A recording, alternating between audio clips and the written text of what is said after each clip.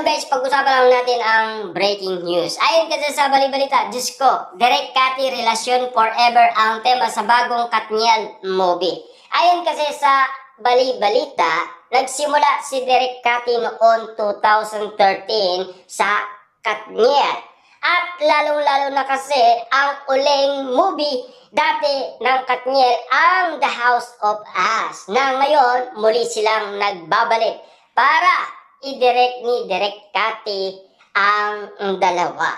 Na alam niyo naman siguro, pang-anim na yan ni Direk Cathy para muling i-direct sina Daniel Padilla at Catherine Bernardo. Sa haba-haba nga naman kasi ng pinagsamaan nila, ayon kasi sa balibalita, relasyon forever ang tema sa bagong Katniel movie na alam niyo naman siguro, anak-anakan ang tawag umano ni Direk Cathy sa dalawa.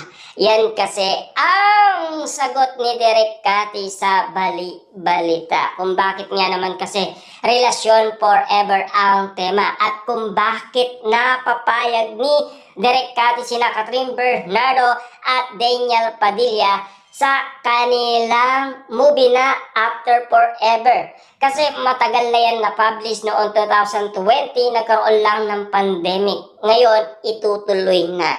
Alam niyo naman siguro, kahit nagkaiwalay man yan, hindi naman yan makakancel, di ba? Kasi may kontratang pinirmaan noong 2020 ang Katniel.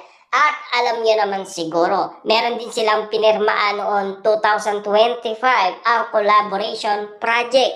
At ang movie na yan ay ang After Forever at ang director ay si Direk Cathy. Kaya nga naman kasi inassign kay Direk Cathy yan kasi pinagkakatiwalaan siya ng management dahil alam niya sina Daniel Padilla at Catherine Bernardo madali niyang mapa-oo or papayag sila sa alok ni Direk Cathy sa dalawa para muli silang pagsamain or gawin tambalan muli sina Daniel Padilla at Catherine Bernardo. Nakakaloka na at nakakakilig na ang mga bali-balitang pinaparanas sa atin ni Direk Cathy dahil alam niyo naman siguro nag-iiyakan daw bago kinakausap ni Direk Cathy yan. Kasi wala talaga sa mood si Catherine Bernardo bago yan mapasagot ng